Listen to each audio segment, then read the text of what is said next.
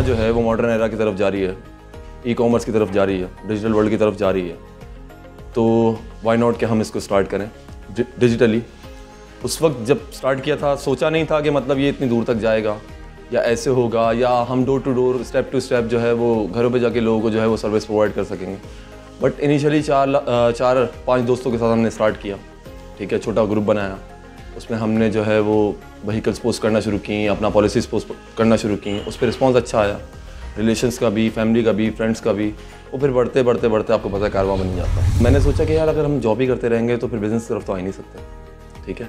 और आपको पता है एक सैलरीड एवरेज सैलरीड इनकम बंदा जो है वो एवरेज ही बन के रह जाता है। मैं एक ऐसा प्लेटफॉर्म क्रिएट करूँ जिसमें मैं सारे डीलर्स को भी ले आऊँ, अपना बैंकर्स को भी ले आऊँ, लॉयर्स को भी ले आऊँ। एक फोरम पे मैंने सबको जमा किया। ज़्यादातर इसमें जो लोग हैं वो सेल्स एंड मार्केटिंग से बिलोंग करते हैं, ठीक है। बाकी डीलर्स हैं, टॉप डीलर्स हैं आपके खालिद बिन वलीद रोड के, जमशेद रोड के, और पूरी मार्केट पड़ी हुई है कराची की इसी तरीके से। टाइम टू टाइम यहाँ पे जो है वो टाइमली मुझे एजुकेट करना पड़ा अपने दोस्तों के साथ। मैं वाहिद एडमिन नहीं हूँ, मेरे और भी दोस्त हैं जो डिफरेंट सेक्टर से बिलोंग करते हैं और वो भी एडमिन हैं, मेरे साथ देते हैं। इसमें कुछ डीलर्स भी हैं इसमें जो एडमिन बने हुए हैं। प्रोफेशनल फोरम है, आप काइंडली इसको प्रोफेशनल फोरम समझ के इस्तेमाल करें। इस पर कोई फेसबुक वीडियो या यूट्यूब लिंक्स या उल्टी सीधी चीज़ें मत डालें, मत पोस्ट करें। सिर्फ गाड़ियों की हद तक ही महदूद रहें, मतलब ऑटो व्हीकल से ही रिलेटेड आप लोग पोस्ट करें या पिक्चर्स डालें। अखबारों में आता था, ठीक है, या मार्केट्स लगती थी या डिफरेंट सेक्टर्स में वो आती थी पोस्ट। अब हम लोगों ने इसको जो है वो ग्लोबलाइज कर दिया है, चैनलाइज कर दिया है और आसान कर दिया है लोगों के लिए कि उनको और आसानी से समझ में आए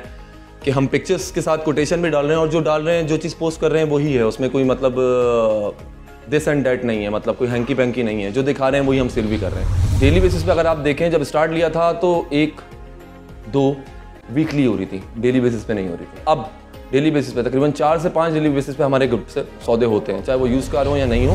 ये ग्रुप हमारे दोस्त हैं, इन्होंने जो है इसको बनाया। उसके बाद हमने इसमें अपने जो है शेयरिंग, जो अपनी गाड़ियाँ होती हैं, अपनी हमारे जो जितना भी हमारा यूनिट्स हैंगे उनको हम इनको एक जो है पिक्स उसको सेंड कर देते हैं। साथ में उसकी जो है हम डिटेल डाल देते हैं कि ये मॉडल है, ये इसका जो है क्राइटेरिया है और ये हम इसकी आस्किंग कर रहे हैं। उसके बाद फिर इनके जो क्लाइंट्स हैं, इनके जो बैंक के क्लाइंट्स हैं, उनके अलावा अदर हमारे शोरूम्स वाले हैं, वो फिर हमसे प्राइवेट या फिर उसमें आस्किंग करते हैं कि यार ये क्या है, और फिर हम उसको जो है डिटेल प्राइवेटली सेंड कर देते हैं। उससे ये होता है कि ग्रुप हमारा डिस्टर्ब नहीं होता है और जो है हमारा उसमें कोई ना कोई एक इंशाल्लाह डील हो जाती है और इजी हो गया हमारे लिए, कन्वीनियंट हो गया एक दूसरे तक रसाई देना। वरना पहले ऐड लगाते थे, डॉन में ऐड लग रहा है जी, जंग में ऐड लग रहा है, उसके बाद पूरा हफ्ता इंतज़ार होता था। फिर वो क्लाइंट 2 दिन बाद, न्यूज़पेपर 2 दिन बाद, उसको 1 दिन बाद आके वो आता था हमारे पास शोरूम पर, क्योंकि इतवार की छुट्टी होती थी और इतवार को लोग ज़्यादा ऐड पढ़ते हैं। उसके बाद यहाँ पे क्या हुआ कि हमें अब क्विक रेस्पॉन्स आता है इसका। हमारे पास जो है वो महरान से लेकर और हम प्राडो तक इसमें सारी गाड़ियाँ सोल्ड आउट कर चुके हैं इसी ग्रुप की वजह से। कोरोना के दौर में इस ग्रुप का हमें बहुत ज़्यादा फ़ायदा हुआ, क्योंकि घर बैठ के काम करना था और हमारे पास इसके अलावा कोई और तरीक़ाकार नहीं था। फिर SOPs का बड़ा ख्याल करना पड़ रहा था, तो इस ग्रुप की वजह से हमें ये फ़ायदा हो रहा था कि हमारे जो आपस में कमिटमेंट्स थे उन्हीं को लिमिटेड करके फिर बायर को हम कहीं भी अपने घर पर या किसी भी जगह पर ऐसे बुला के उसको वहाँ पे गाड़ी हमारे जहाँ पे बेसमेंट में खड़ी हैं गाड़ियाँ, तो वहाँ से हमने उनको चेक करा दी कि यार ये रिक्वायरमेंट, ये कमिटमेंट है हमारा, ये जेन्युइन गाड़ी है, इतनी माइलेज है, ये सारी चीज़ें कोडिंग होती हैं और यही ज़बान है, इसी को कहते हैं ज़बान। तो आप सबसे पहले जो उसकी फ़ाइल चेक करेंगे, उसके बाद वेरिफिकेशन करवाएंगे, जो है आप उसको CPLC एक हमारा इदारा है उससे आप गाड़ी वेरीफाई करवाएंगे। दैन उसके बाद जो है आपने उसका जो है इंजन नंबर वो करना है टैली। उसके बाद आप जो है तसल्ली करके जो है वो गाड़ी परचेज़ कर सकते हैं। सपोज़ मिसाल दे रहा हूँ मैं 40 लाख की है, अब उसमें कोई इंजन आपने चेंज कर दिया है तो वो मिनिमम जो है मेरे हिसाब से जो है 8 to 10 लाख का जो है उसमें फ़र्क आ जाता है। लेकिन हमारी कोशिश ये होती है कि अच्छी कंडीशन में हम डील करते हैं गाड़ी को, और हमारे क्लाइंट भी जो है अल्लाह का एहसान ये है कि ऑल ओवर पाकिस्तान में जो है बैठे हुए दूर शहर में जो होते हैं वो हमारी आवाज़ पे गाड़ी लेते हैं। जितने भी नए जो हैं आपको प्रोडक्ट जो है वो आए, ताकि मार्केट में जो है लाज़मी बात है बिज़नेस भी बढ़ेगा और थोड़ा सा लोग जो है पुराने जो मॉडल वो चल रहे हैं, ब्रांड जो चल रहे हैं उससे निकलेंगे। ग्रुप के अंदर जो मेरा आउटपुट है वो इस तरीके से है कि ये बड़ा इजी प्लेटफॉर्म है। मतलब एक मतलब एज जो बच्चा पढ़ रहा हो, लड़का हो, क्योंकि उसको अपने एक्सपेंसेस देखने हैं। अब बॉयज़ हैं, लड़के हैं, लड़कों को ज़्यादा रुझान है गाड़ियों के अंदर। आपने बस बैठे बैठे डील्स को चेक करते रहना है, मार्केट पे ये कि आपने ओवरव्यू रखना है, बस दैट्स इट। कहीं कोई आपकी रिक्वायरमेंट है, आपने उसको फुलफिल कर देनी है।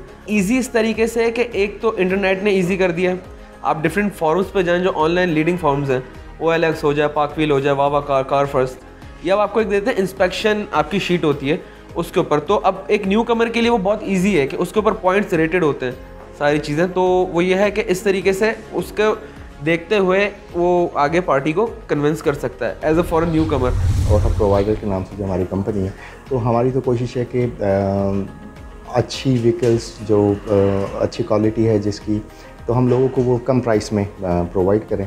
इसके अलावा जैसे मैंने आपसे पहले भी कहा था कि जब तक मार्केट के अंदर हेल्दी कंपटीशन नहीं होता तो एंड यूज़र को कोई फ़ायदा नहीं होना इससे। एंड यूज़र को फ़ायदा जब ही होगा जब गवर्नमेंट ऐसी पॉलिसीज़ बनाएगी कि जिसकी वजह से ये आम आदमी की रेंज के अंदर चीज़ें हों। लेकिन मैं गवर्नमेंट को तो सिर्फ यही रिक्वेस्ट कर सकता हूँ कि इंपोर्ट पॉलिसी में नरमी की जाए। मार्केट में हेल्दी कंपटीशन होगा तो मार्केट ग्रो करती है हमेशा। और अगर आप सिर्फ़ और सिर्फ लोकल इंडस्ट्री को ज़रूर सपोर्ट करनी चाहिए, बट लोकल इंडस्ट्री की सपोर्ट से आम सारिफ को नुकसान नहीं होना चाहिए। तो उनको दोनों साइड पे देखना पड़ेगा कि अगर लोकल इंडस्ट्री ग्रो करे तो साथ में जो आम सारिफ है उसको भी उतना ही फ़ायदा पहुँचे। इस वक्त जो है ये वन साइडेड पॉलिसी है जिसमें सिर्फ़ और सिर्फ इंडस्ट्री के मालकान जो हैं वो उनको ही फ़ायदा है। मुझे लगता है कि अब मार्केट में एक बहुत हेल्दी कंपटीशन आ गया है, क्योंकि और कॉम्पिटिटर्स हैं मार्केट के अंदर। और अगर ये इंपोर्ट भी अलाउ कर देते हैं, ड्यूटीज़ कम कर देते हैं, तो मुझे लगता है कि एक हमारी जो लोकल इंडस्ट्री है, जो उनकी प्राइस है एक आम आदमी की पहुंच के अंदर वो आ जाएगी अगर इंपोर्ट भी अलाउ कर दें साथ में। तो मगर जो भी पुरानी कंपनीज़ हैं जो काफ़ी अपनी मोनोपोली थी, जिनकी प्राइस काफ़ी हाई थी और जो क्वालिटी प्रोडक्ट भी नहीं बना रहे थे, तो अब मुझे लगता है कि उनको एक टफ़ कंपटीशन मिला है और ये पाकिस्तान की ऑटोमोबाइल मार्केट के लिए बहुत अच्छा है। इस वक्त जो EV पॉलिसी दिख रही है उससे मुझे तो लगता है सिर्फ एलीट क्लास को फ़ायदा होना है, क्योंकि वो 30 मिलियन से ऊपर की जो गाड़ी है वो एक आम आदमी तो ले नहीं सकता। इसके अलावा अभी तक इंफ्रास्ट्रक्चर नहीं है, जिसकी वजह से अगर शायद लाहौर या गुजरांवाला कोई दो उन्होंने स्टेशन बनाए, तो पहले तो मेरे ख्याल में उनको इंफ्रास्ट्रक्चर पे काम करना चाहिए। फिर जो व्हीकल है उसकी प्राइस जो बहुत इंपॉर्टेंट है, अगर वो आम आदमी की रेंज में नहीं है तो एलीट क्लास को इससे फ़र्क नहीं पड़ता कि वो हाई ऑक्टेन से चला रहा है या वो बिजली से चला रहा है, तो उससे एक आम आदमी को तो कोई फ़ायदा नहीं होना। अभी तक की पॉलिसी मुझे तो ऐसे लगता है कि ये सिर्फ एलीट क्लास को फ़ायदा पहुँचाने के लिए है।